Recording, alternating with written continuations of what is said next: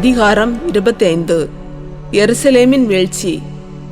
செதேக்கியாவினது ஆட்சியின் 9ஆம் ஆண்டு 10ஆம் மாதம் 10ஆம் நாளில் பாபிலோனிய மன்னன் நெபுகத்நேசர் தன் அனைத்து படைகளோடும் எருசலேமுக்கு எதிராக வந்து பாளையமிறங்கி அதை சுற்றிலும் முற்றுகை தளங்களை எழுப்பினான். இவ்வாறு அரசன் செதேக்கியா ஆட்சியேற்ற 11ஆம் ஆண்டு வரை நகர் முற்றுகைக்கு உள்ளாகியிருந்தது.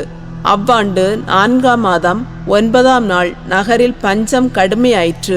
நாட்டு மக்களுக்கு உணவே கிடைக்கவில்லை. அப்பொழுது நகர் மதிலில் ஒரு திறப்பு உண்டாக்கப்பட்டது.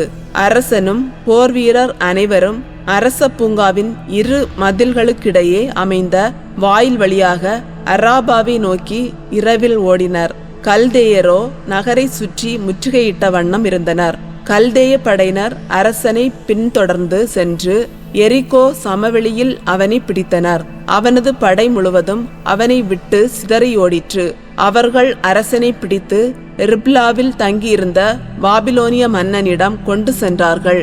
மன்னன் அவனுக்கு எதிராக தீர்ப்பு வழங்கினான். பாபிலோனிய மன்னன் செதேக்கியாவின் புதல்வர்களை அவனது கண்முன்னே கொன்றான். மேலும் அவனுடைய கண்களை பிடுங்கிய பின் விலங்கிட்டு அவனை பாபிலோனுக்கு கொண்டு சென்றான். திருக்கோவிலின் அழிவு. பாபிலோனிய மன்னன் நெபுகத்நேசர் ஆட்சியேற்ற 19ஆம் ஆண்டு 5ஆம் மாதம் 7ஆம் நாளன்று அவன் பணியாளரும் மெய்காப்பாளர் தலைவனுமாகிய நெபுசரதான் எருசலேமிற்குள் நுழைந்தான்.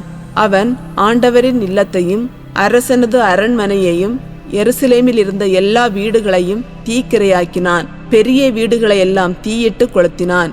மெய்காப்பாளர் தலைவனுடன் இருந்த கல்தேயரின் படையினர் எருசலேமை சுற்றிலும் இருந்த மதில்களை தகர்த்தெறிந்தனர்.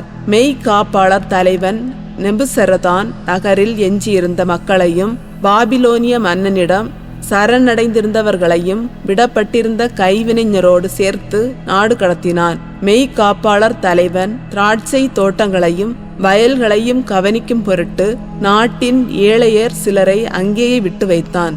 ஆண்டவரின் இல்லத்தில் இருந்த வெண்கல தூண்களையும் தள்ளு வண்டிகளையும் வெண்கல கடலையும் கல்தேயர் தூள் தூளாக்கி வெண்கலத்தை பாபிலோனுக்கு கொண்டு சென்றனர்.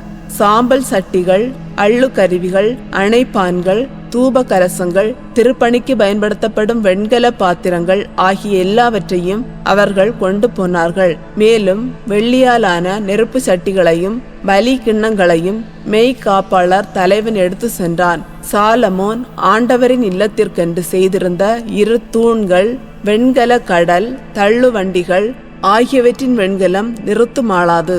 முதல் தூண் உயரம் 18 முழம். அதன் உச்சியில் 3 முழ உயரமுள்ள வெண்கல போதிகை ஒன்று இருந்தது. போதிகையை சுற்றிலும் வலை பின்னலும் மாதுளம்பழ வடிவங்களும் வெண்கலத்தில் செய்யப்பட்டிருந்தன. 2ஆம் தூணும் அவ்வாறே வலை பின்னல் வேலைப்பாடு கொண்டிருந்தது. யூதா மக்கள் பாபிலோனுக்கு நாடு கடத்தப்படுதல். தலைமை குரு செராயாவையும் துணை குரு செப்பனியாவையும் வாயிற்காவலர் 3வரையும் மெய்காப்பாளர் தலைவன் சிறைப்பிடித்தான். போர் வீரர்களின் தலைமை அதிகாரியையும் நகரில் இருந்த அரசவையோருள் 5வரையும் படை தேர்வு மற்றும் பயிற்சி அலுவலரின் செயலரையும் நகருள் கண்ட பொதுமக்களுள் 60 பேரையும் அவன் நகரினின்று கடத்தினான். மெய்காப்பாளர் தலைவன் நெபுசரதான் அவர்களை பிடித்து ரிப்லாவில் இருந்த பாபிலோனிய மன்னனிடம் கொண்டு சென்றான். ஆமாத்து நாட்டில் ரிப்லாவில் பாபிலோனிய மன்னன் இவர்களை வதைத்து கொன்றான். இவ்வாறு யூதா மக்கள் தங்கள் சொந்த நாட்டினின்று கடத்தப்பட்டார்கள். யூதாவின் ஆளுநன் கெதலியா. மேலும் பாபிலோனிய மன்னன் நெபுகத்நேசர் சிறைப்பிடிக்காது யூதா நாட்டில் விட்டு வைத்திருந்த மக்களுக்கு கெதலியாவை ஆளுநனாக நியமித்தான். இவன் சாப்பானின் மகனாகிய அகிகாமின் புதல்வன்.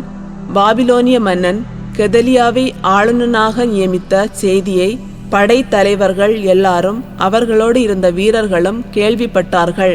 எனவே நெத்தனியாவின் மகன் இஸ்மயேல், காரையாகுவின் மகன் யோகனான், நெட்ரோபாயரான தன்குமேத்துவின் மகன் செராயா, மாக்காத்தியர் ஒருவரின் மகன் யாசனியா ஆகியோர் தம் ஆட்களுடன் மிஸ்பாவிலிருந்த கெதலியாவிடம் வந்தனர். கெதலியா அவர்களையும் அவர்களின் ஆட்களையும் நோக்கி, கல்தேய அலுவலர்களுக்கு நீங்கள் அஞ்ச வேண்டாம். உங்கள் நாட்டில் இருந்து கொண்டே பாபிலோனிய மன்னனுக்கு பணிவிடை செய்யுங்கள், அது உங்களுக்கு நல்லது என்று ஆணையிட்டு கூறினான்.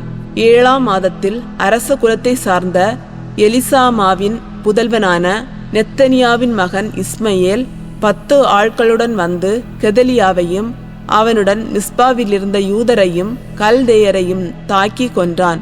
அப்பொழுது மக்கள் யாவரும் சிறியோர் முதல் பெரியோர் வரை கல்தேயர்களுக்கு அஞ்சி தங்கள் படை தலைவர்களோடு எகிப்துக்கு ஓடிப்போனார்கள்.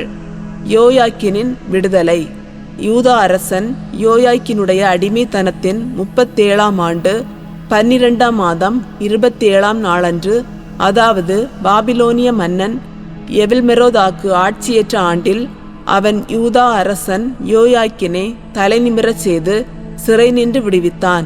யோயாக்கினுடன் அவன் கனிவாய் பேசி பாபிலோனின் தன்னோடிருந்த அரசர்களுக்கு இல்லாத சிறப்பை அவனுக்கு அளித்தான். எனவே யோயாக்கின் தன் சிறை உடைகளை களைந்தெறிந்தான். அவன் தன் வாழ்நாளெல்லாம் அரசனுடன் தவறாது விருந்துண்டு வந்தான். அவனுடைய அன்றாட தேவைகளுக்காக அவனுடைய வாழ்நாள் முழுவதும் ஒவ்வொரு நாளும் மன்னன் அவனுக்கு செலவுப்படி வழங்கி வந்தான்.